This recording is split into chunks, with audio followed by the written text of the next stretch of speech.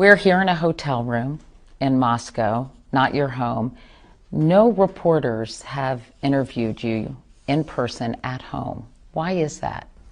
Well, given my situation, right, I'm kind of in a, shall we say, less stable environment than most people are.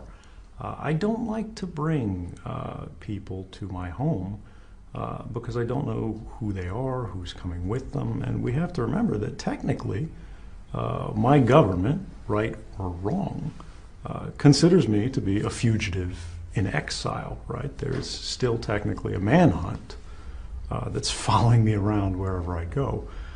So I don't really want to make life any easier for people who are trying to silence me. Do you think U.S. officials know where you live?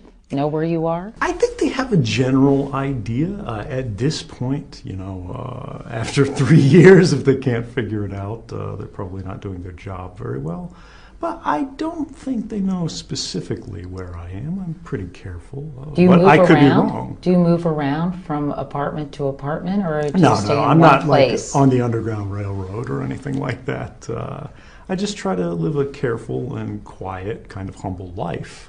And I don't want to be uprooted by publicity and reporters outside my home. Definitely not agents outside my home. Do you live in Russian government housing? No. How do you afford your rent? I speak a number of different places. I've been incredibly fortunate to enjoy as much support as I have. When I came forward, I expected to be entirely alone. I didn't really have a plan for the day after. My only focus was working with the journalists to get the truth of what was going on in violation of the law back into public hands. So I've really had to sort of build the airplane as it's falling, but we've reached a point where actually we're flying. Can you walk around freely the streets of Moscow and not be recognized? I walked here. Are you ever recognized? I am sometimes. It's funny, actually. If I walk out on the street, people have no idea who I am. If I walk into a computer store, everyone in the store will immediately recognize me. I think it's one of those things like the way your brain catches on to the associations. It's been more than 3 years since you arrived here in Moscow. If you could use one word to describe those 3 years, what would it be? Surprising. I think most Americans, particularly ones who, like myself, worked for the CIA, the NSA, they have a very particular view of Russia. I was terrified to come here because I didn't expect to stay, and I got trapped. But since I've been here, I've been very successful, actually, in avoiding government entanglements. I was really afraid that they were going to pressure me, they were going to follow me around. And of course, I've said before in sworn testimony that they did try in the airport. But I had a journalist with me, and I gave them the stiff arm, and I said, look, guys, I don't have any information, I don't have any documents, I'm not going to cooperate. And surprisingly, I think due to the political complexities of the situation, they had a tough choice. They went, we can either try to lean on this guy, right? Or we can leave him alone, and for once, maybe Russia will get some good PR out of this. Now, I think the most surprising part of this is not the fact that the government has left me alone for the most part, but the fact that Russia is not this disastrous and sad place. They have very troubled politics, as many countries do. And there are a lot of reforms that I feel, as an American, desperately need to be made. But it's a beautiful country. And the regular people who are going about their lives every day want the same things that we as Americans do. And it seems like that should be obvious, but for me, and I think many others, it really wasn't. A lot has changed since you've been here, and as you know, we have a new president-elect. What do you think of Donald Trump? I try not to. But I think we all have to. This really feels like a year in which everybody was wrong about everything. So many people had predictions, so many people had ideas, and I think most Americans, whether they worked in the press, whether they were ordinary people, simply could not imagine we would be where we are today. And yet here we are. Now, the reason I say I try not to think about Donald Trump is that we shouldn't be focusing on people. We should be focusing on the directions, the impacts, the policies that this will lead to. Presidents come and go, policies stay. The executive director of Human Rights Watch, Ken Roth, said just a few days ago that he thinks we're seeing the rise of a new kind of leader in different countries around the world, a more authoritarian leader who sees rights not necessarily as a good thing, but as a barrier to implementing the will of the majority. But from my perspective, and I believe this is a fundamentally American idea, this is what rights are for. Rights are the only thing that stands between decades and centuries of democratic progress and one election that changes everything and leads to, rather than an enlightened society, a tyranny of the majority. Now, that's not to say what's coming, but when we have all three branches of government suddenly captured and controlled by a single party, that is a moment of systemic risk. And we need to think about what that means could be coming, what the risks are, and what we can do as citizens, how we can be more active in ensuring the country that we've built over so many years continues to be built in the right way. I think tomorrow is very uncertain right now. But we shouldn't be afraid of that. We should recognize that. We should prepare for that. Don't be afraid. Be ready. What worries you the most about a Trump presidency? The main things that I would be concerned about are policies that aren't pursuing a positive vision. They're not thinking about what America is really about and how to improve it, but how to retaliate against a small group, a vulnerable population, a particular class. To me, these don't seem like particularly American directions to be heading. Now, this is not to say that I don't want this president or any other president to be successful. In fact, I want every president to be successful in building a better America. But we need to make sure that that's what's happening. And we can't trust that that will happen. We can't wait for somebody to do that. If we want to be in a better America, we have to do it ourselves. Right before the election, you tweeted, quote, "There may never be a safer election in which to vote for a third option." Yeah.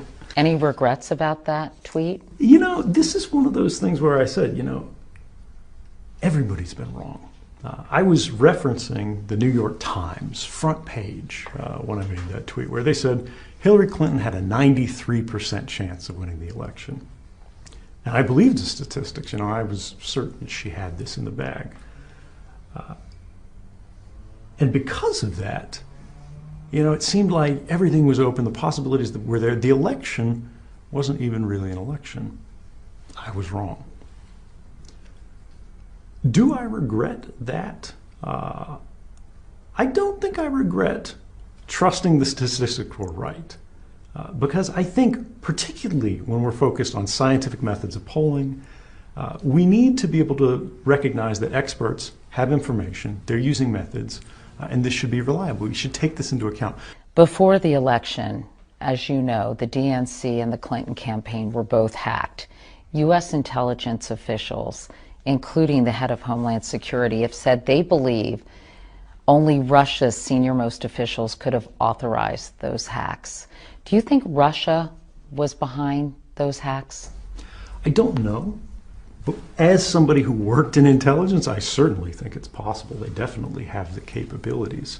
And there is, I think, a broad consensus among U.S. intelligence officials, at least as has been sort of promoted in the news, that Russia did have some responsibility behind this. But what bothers me about this kind of conversation is that the last time there was a significant hack that affected the United States that we believed had an association to a nation state, it was the Sony hack, which we said North Korea was behind. The FBI immediately released evidence that they believed proved that they were behind that attack.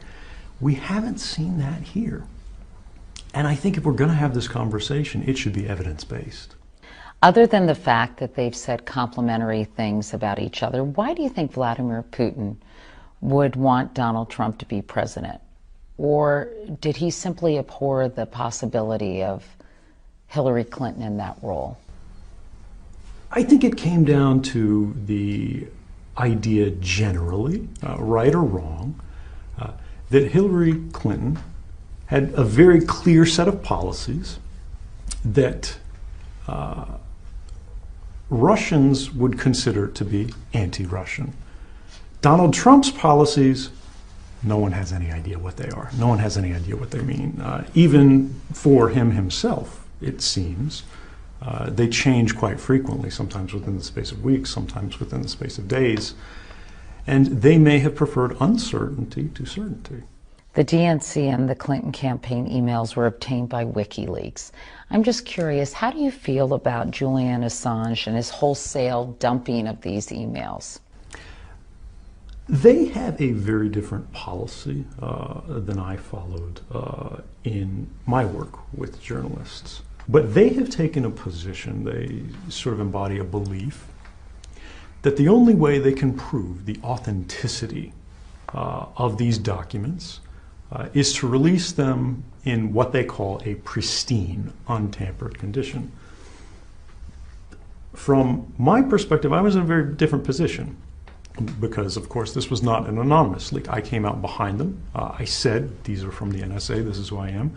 And immediately we knew they were real because the government came after me with many charges and threatened to put me in prison for the rest of my life. But I felt that this was a risk worth taking for me because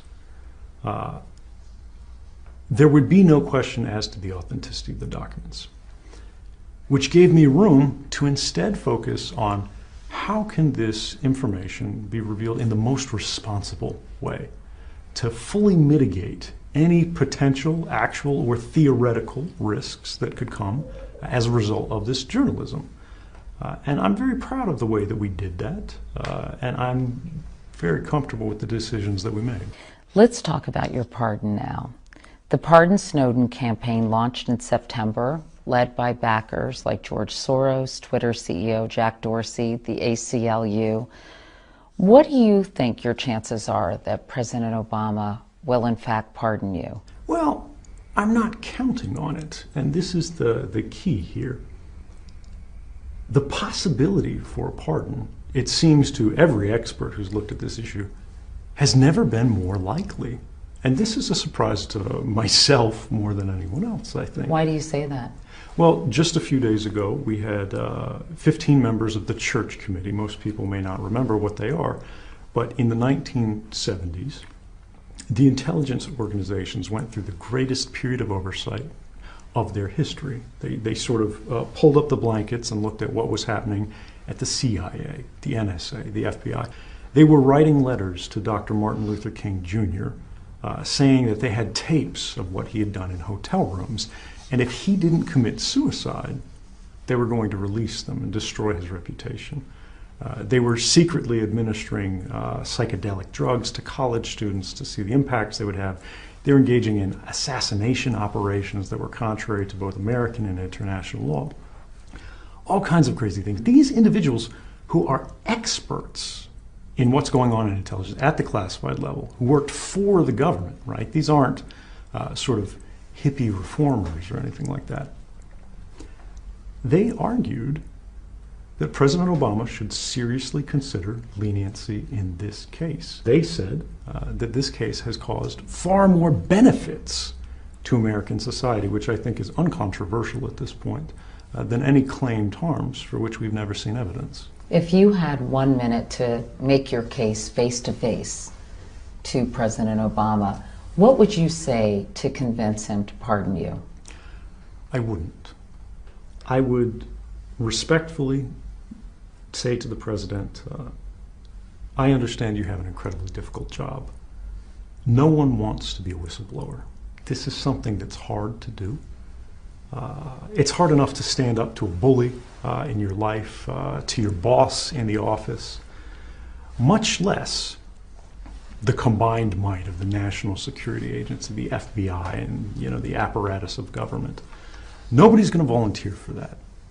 Nobody's going to sort of take this as a precedent and it's going to open floodgates. But there's one thing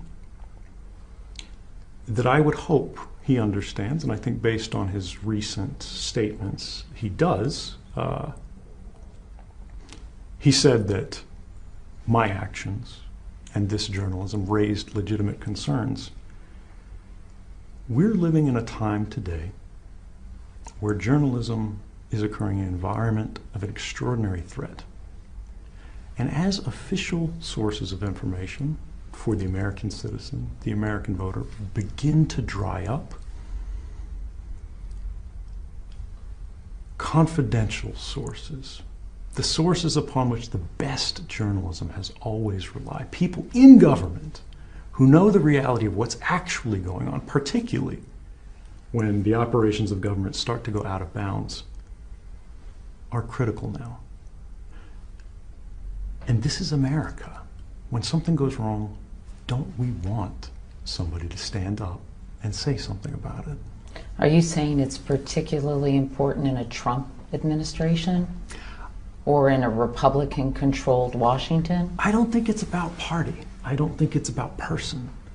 I do think the incoming president has definitely said he plans to break some furniture, right? He would be the last to deny this. And that means we need to be careful. That means we need to prepare. Donald Trump tweeted about you in 2014, writing, "Snowden is a traitor. When our country was great, do you know what we did to traitors?" Meanwhile, his pick for CIA director, Kansas Congressman Mike Pompeo, has called you a liar and a criminal, and in at least one interview also called for your execution. What's your reaction? I wonder when it is that he thinks America was great. Because if you remember what we did to traitors in 1776 and afterwards, we made them president. We're a country that was born from an act of treason against a government that had run out of control. Now, this is not to say that breaking the rules is something that should happen all the time, but we should always make a distinction that right and wrong is a very different standard than legal and illegal. The law is no substitute for morality, here or then. Are you saying what you did was right? I think, yeah. Or legal, or both? I would not have done it if I didn't believe it was right. But you would acknowledge it was illegal? I definitely would say it's pretty sketchy there. But look, every act of progression in our nation's history has involved tension with law. Whether it was the abolition of slavery, whether it was the enfranchisement of women, whether it was the birth of our nation, laws were broken, and that's because the laws were wrong.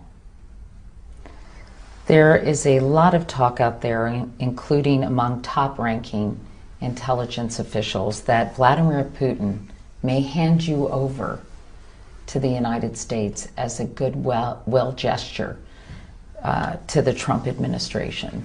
How concerned / nervous are you about that possibility? I'm actually kind of encouraged. Encouraged? For completely different reasons. It wasn't so many years ago that people were saying, this guy's a Russian spy. But countries don't give up their spies. And if my recent criticism of the Russian government's internet policies, criticisms of their human rights records, have been so severe that even my greatest critics in the intelligence community are now saying, oh yeah, he's a liability, they want to get him out of there, that's a vindication. A vindication of what?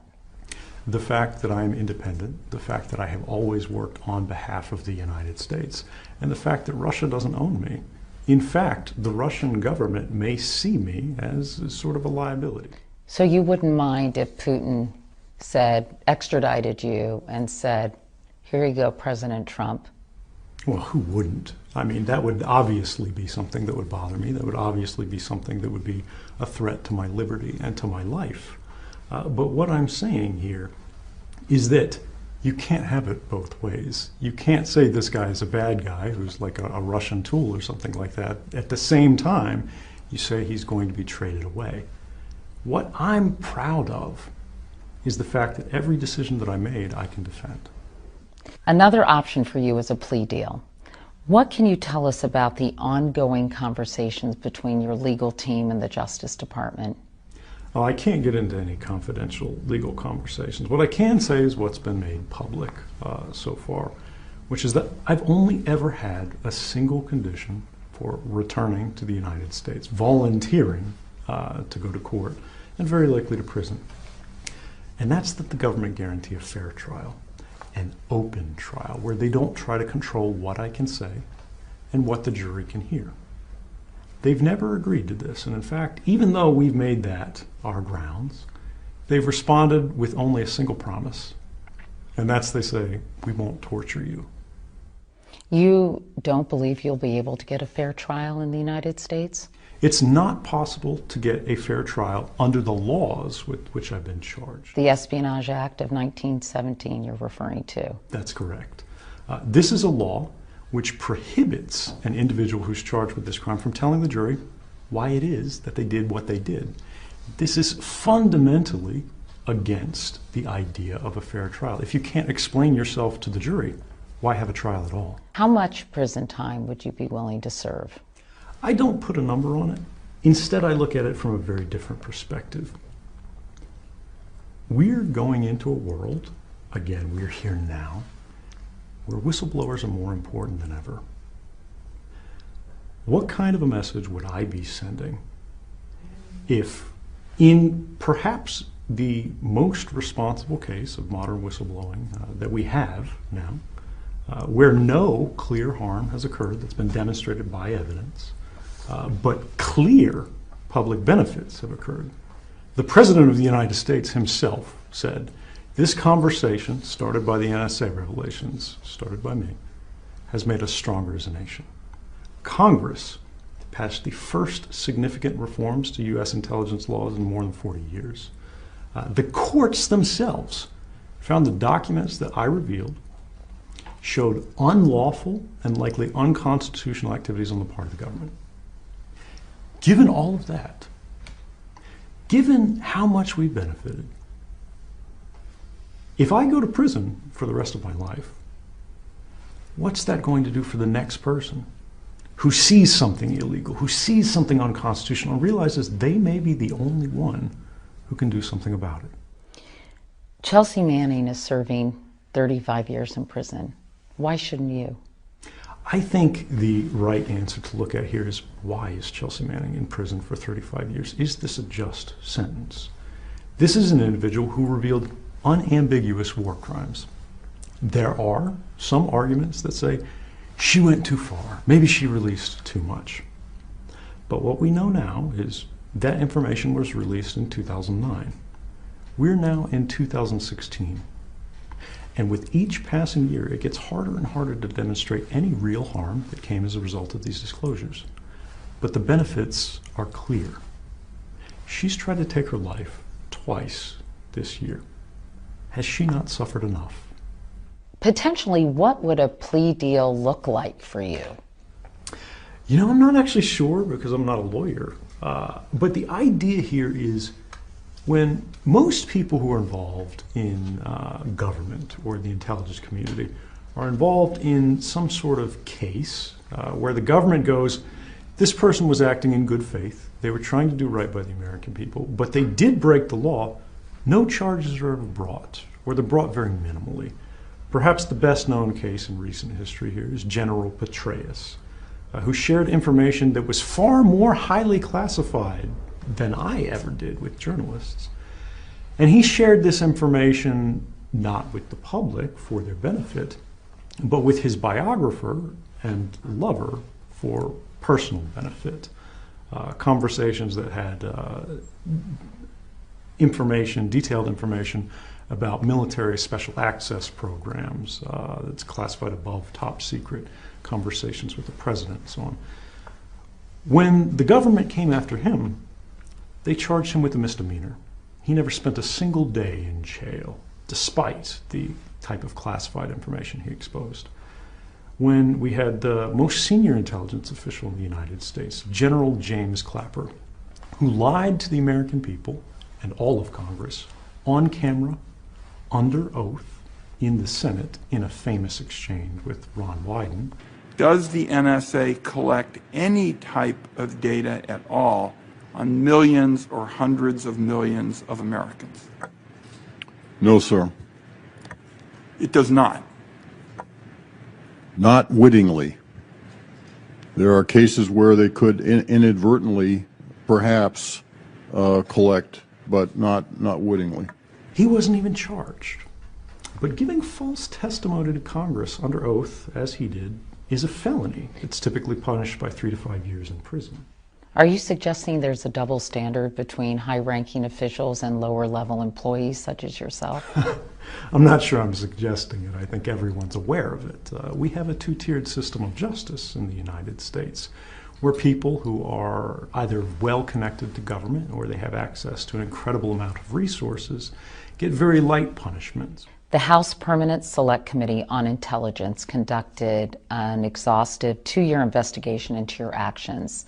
In a letter to President Obama, the committee wrote, quote, "He's not a patriot, he's not a whistleblower, he's a criminal." What's your reaction to that characterization? I would say it's funny how quickly the president himself distanced himself from this report in his recent remarks by saying that Mr. Snowden raised legitimate concerns. But in direct response to this report, I won't actually say anything. Instead, I'll use the words of 3-time Pulitzer Prize-winning journalist, one of the most respected in the United States, Barton Gellman of the Washington Post, who has seen the material that I turned over and knows that, in fact, that was not true. He found that 4 out of the 6 claims that the Intelligence Committee made in this report were verifiably false. He had the evidence to show this. The 5th one was specious at best, and the 6th was that I faked a sick day when I was trying to get out to meet with journalists, which, let's be real, I am completely and totally guilty of. He said the report was not only inaccurate, not only incurious, but trifling.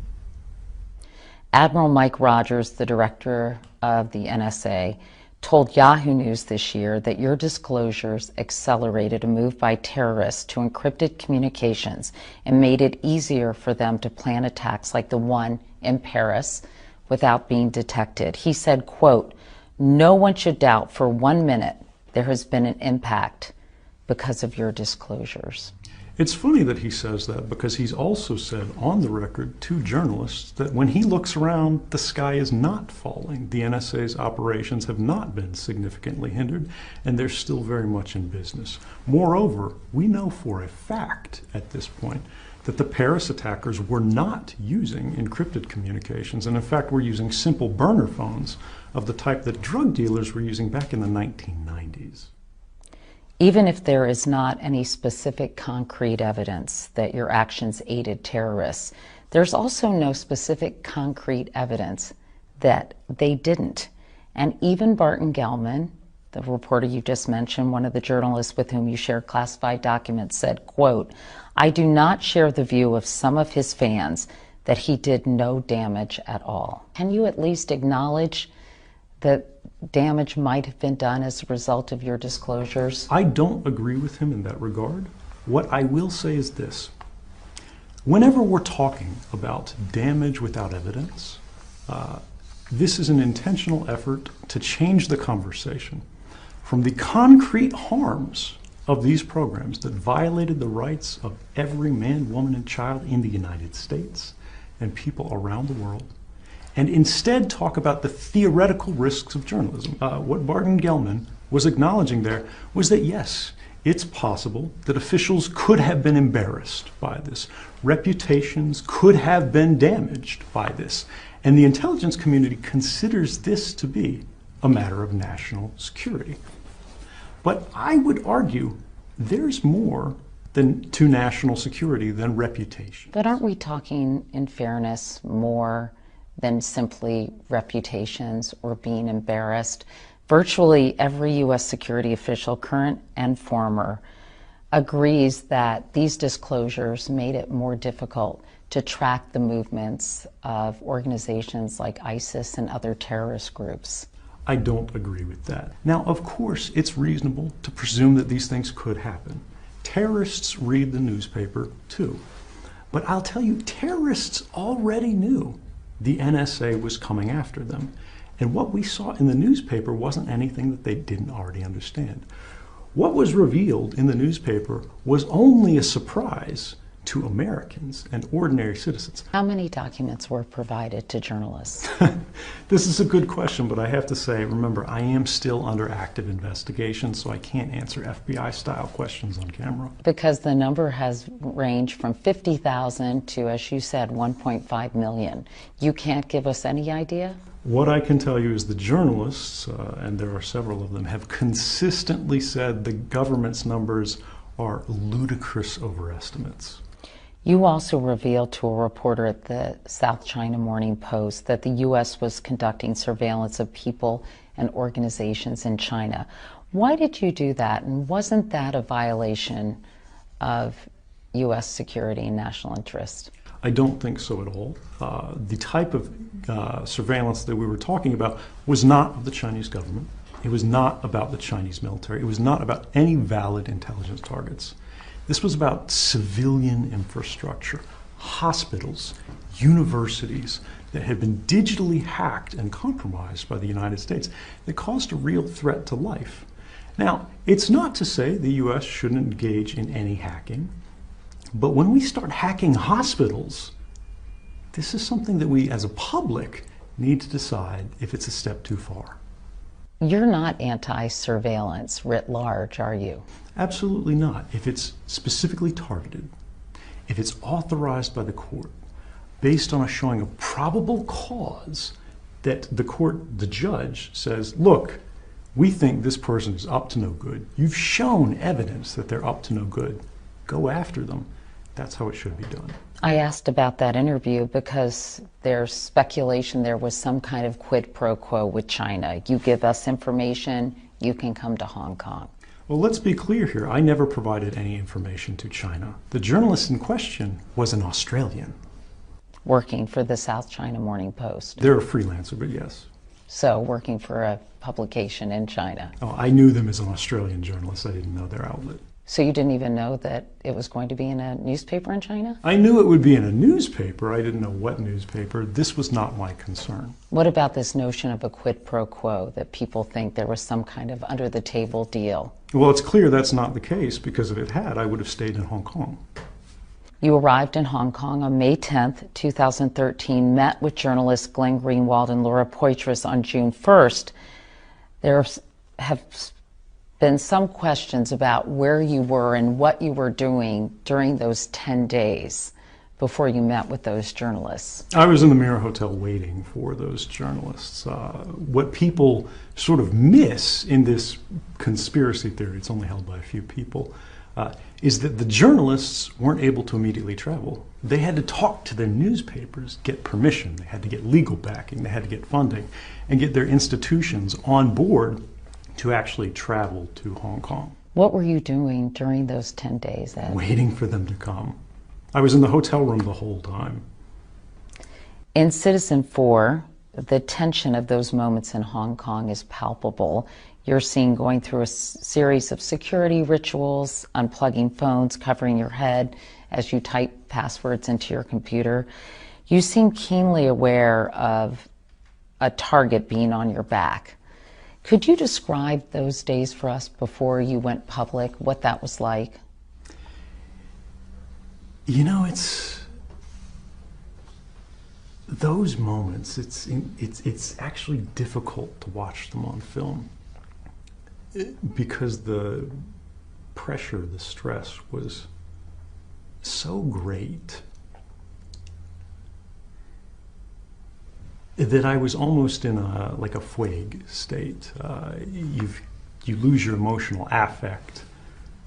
You can't be as high or as low as you normally are. You're only focused on one thing, and that's the mission. Before you left Hong Kong, I know you reportedly went to the Russian embassy. Can you tell me why and what you did there? No, there's a crazy conspiracy theory out there that I was a Chinese spy when I was in China. I'm a Russian spy when I'm in Russia. They say, you know, I'm partying in the Russian embassy, having birthday parties. It's completely wrong. And this is the reason why that wasn't a newspaper report that was carried around the world. Somebody raised this as a conspiracy theory and nobody could confirm it because it didn't happen.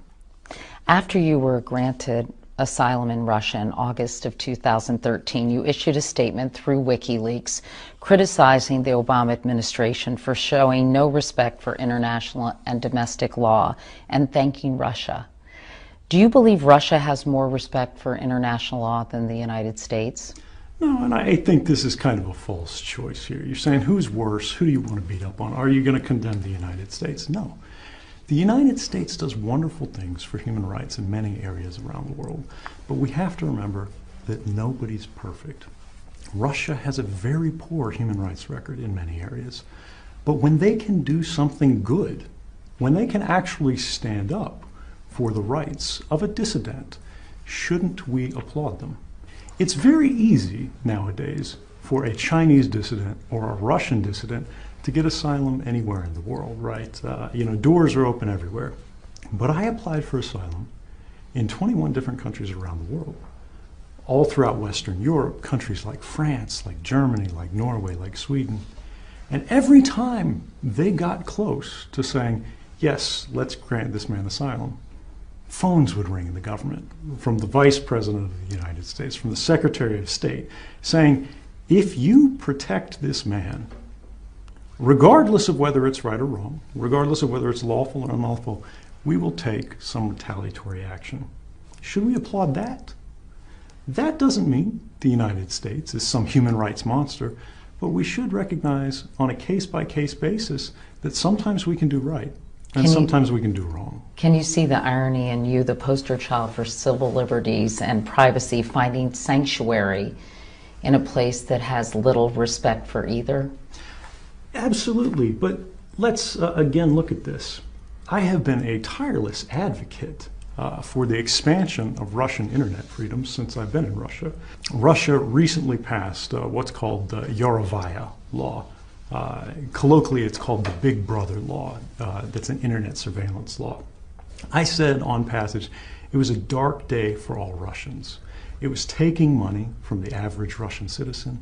It was narrowing the scope of their rights. This is a wound on Russian society. And believe me, that's unlikely to win me any friends in Russian government. But it's something that needs to be said. I know that you have said you did not provide any documents or share any intelligence with the Russian government, but I want to ask you about something that was published last June where a member of Russia's parliament publicly conceded that you did in fact share intelligence with the Russian government. What did you make of that? I'm really glad you asked that because this is a broadly misreported point.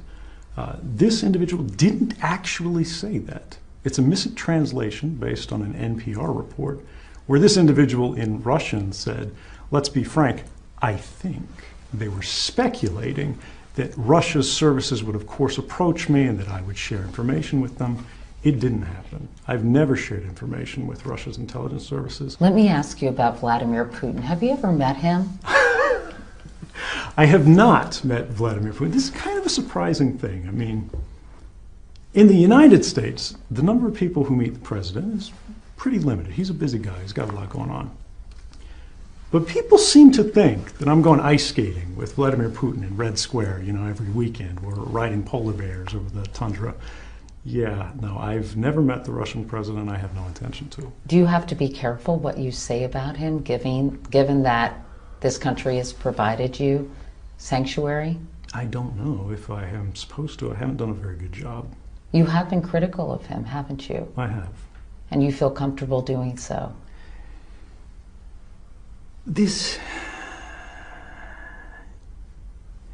Some people live very careful lives. I haven't done a very good job at that. If safety was my number one priority, I never would have left Hawaii. I would still be working at the NSA, making an extraordinary amount of money for very little work, violating Americans' rights. No one would know what was going on today. And yes, I'm never going to live a completely stable life. Even if I'm pardoned, even if I return to the United States, there are a lot of people who will disagree with the decisions that I made. But I'm comfortable with them. I realize that the laws of the United States have been changed for the better as a result. The President of the United States, for the first time in our history, has provided privacy protections to people who aren't American citizens as a result. The courts and Congress are finally at least starting to play the role that they were intended to play. No matter the cost, I can be happy with that. You have said that you raised concerns about excessive NSA surveillance with 10 superiors and colleagues, but only one email has been made public, one to a lawyer at the NSA with a legal inquiry critics say had nothing to do with releasing these documents. If you attempted to go through the proper channels, Ed, or at least reached out to colleagues, why didn't you save those communications as evidence? Oh, this is a really good question, right? Because it's one of those that seems like, why doesn't he have this? First off, I'm not an email administrator, so I didn't have access to everybody's email. But these aren't things you put in writing at NSA. Saying, I think the NSA is breaking the law, I think maybe this program is violating the Constitution, is a career-ending move. And the people that I talked to first, my supervisor said, hey, we can talk about this, but you shouldn't rock the boat, and don't write this down. Why haven't you given any names to corroborate the fact that you did in fact try to go through the so-called proper channels? Because if I did that, they would end the careers of these individuals, right? If these individuals spoke on their own without waiting for me, they would go to jail. But there's a broader point here, and this is the idea that proper channels work, that they exist, that they are available. The whistleblower process is fundamentally broken in the intelligence community. It can be said that there is no such thing at all. The proper channels are really a drain into which people, concerns, and cares are flushed. In 2014, Glenn Greenwald, one of the journalists with whom you worked, said, quote, "The most shocking and significant stories have yet to be reported." Are there still bombshells in this cache of documents that have still not seen the light of day? Well, I was very careful when I came forward again to make sure that I never revealed a single secret. This, I believe quite strongly, is the role of free press in our society. This is why the First Amendment is first. They're charged with making these decisions about what we should know, when, and how. They should contest the government's monopoly on controlling information, particularly in the classified spaces. So I'm not going to say if there's something else coming or when, but I will say this. In 2013, before this started, the idea that the government was collecting records of every phone call in the United States was a conspiracy theory. It's not anymore. Some Americans might say, hey, we appreciate your shedding light on this, but for us, security and thwarting a terrorist attack is more important than privacy. This is, a very common sort of throwaway argument from people who are just trying to avoid talking about the topic too much. They say, if you have nothing to hide, you have nothing to fear. Why do you care? They don't think about the origin of that quote, which is literally a piece of Nazi propaganda from Joseph Goebbels. This is not to say the NSA are Nazis. They're not the Stasi. These are good people doing bad things for what they believe are good reasons. Privacy is the foundation of all other rights. I would say arguing that you don't care about privacy because you have nothing to hide is no different than saying you don't care about free speech because you have nothing to say. What is the best thing, in your view, that came from these revelations? Before 2013, I think Americans all felt something was changing, but they couldn't quite put their finger on it when it came to policy, particularly this idea of counterterrorism. We heard terrorism, we're trying to keep you safe over and over again. But it seemed that these programs weren't actually keeping us safe. We didn't know it at the time, but the NSA was tapping every phone in the United States, and yet it didn't stop the Boston Marathon bombings. We were collecting all of the internet communications as they crossed the border and saw if something was going on, but these were not the things that thwarted terrorist attacks. The things that were effective, the things that worked, were the methods that we always used. Traditional, good old-fashioned police work. The cop on the street who saw someone acting suspiciously. Human intelligence. Exactly. Our founding fathers said, he who would sacrifice essential liberty for a little temporary safety deserves neither and won't get them either. This is very much what we are waking up to. The idea that in many ways the public has lost their seat at the table of government as an equal partner. I know your residency permit runs out, Ed, in 2017. If it's renewed, are you prepared to live in Russia for the rest of your life? And what are your other options if it's not renewed? This is actually not my first foreign posting on behalf of the United States. When I worked for the CIA, I was in Switzerland. When I worked for the NSA, I was in Japan. The way I look at it, this is just more of the same. It's a very different situation, and I didn't choose this particular posting. But look, if this is the best way I can serve my country, I'm looking forward to doing it. Lindsay Mills, your girlfriend, moved here in 2014. How is she adjusting to her life here in Russia? It's surprising how adaptable people are. It's not easy living in exile for anyone. It's not the place where you belong. It's not a language that you studied in advance. It's tough to figure out how to make a new life. But she is an incredible person because I signed up for this. I knew what was coming. I was volunteering for these risks. I couldn't tell her in advance because if I did, the FBI would treat her as an accomplice. They would try to put her in prison instead of me. You basically said, I'm not going to be home when you get back. Yes, and I mean, imagine that. It probably makes me the world's worst boyfriend. But she didn't hate me for it. In fact, she seemed to love me more because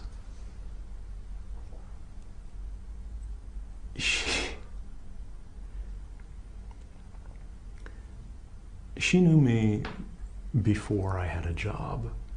She knew me before I was making good money. And she cared about me then. And as I climbed the ladder, as I gained all these clearances, as I became a much more senior and successful individual, she cared about me just as much. But when I lost it all, when I gave it all up, because I saw something wrong, something I believed needed to be said. She said she just fell in love with me all over again. And I can never thank her enough for that. What do you miss most about the United States? Family, of course, that's always the thing. You know, they can come and see me, but you've got all these travel arrangements and logistics. You got to go on an airplane ride. Who doesn't miss that? When you look back at the last 3 years, was it worth it? Absolutely. I would do it again. No regrets. No regrets at all. People listening to this might think, are you kidding? No regrets? Well, I do have to deal with some tough interviews now, but honestly, I'm glad we can have these conversations, and I hope that we work to make an America that never loses the opportunity to do this. Look, journalism is a hard job. I understand that. And I think it's clearer now than perhaps ever before that if we don't make sure that sources and journalists can have these conversations, and not outside borders where you've got to fly around the world to have it, but at home, before we get to this point where it's such a problem, we're losing a lot of what makes us great. Do you think you'll ever be able to convince people who have very little sympathy for you, who don't believe you should be walking around a free man here in Moscow, but instead you should be in prison? What do you say to those people who just do not understand your point of view? I'm not going to ask them to trust me. I'm not going to ask them to believe in me, because I think Americans have had enough of people saying, trust us. That was the problem that got us here in the first place. But what I will say is this. In 2013, it was pretty easy to say, we don't know what's coming. This guy probably took a lot of risks. This is really irresponsible. This is going to cause harm. But in 2016, these officials have had every opportunity to show evidence that harm came as a result, and they haven't. Do you really think if the government can show somebody was hurt, a program was damaged, we've gone dark and can't track dangerous people, they wouldn't leak that criticism? That wouldn't be on the front page of the New York Times by the end of the day. I don't think so. And I hope maybe in time you'll think the same. Ed Snowden, thank you so much for spending all this time talking to us. We really appreciate it. Thank you very much.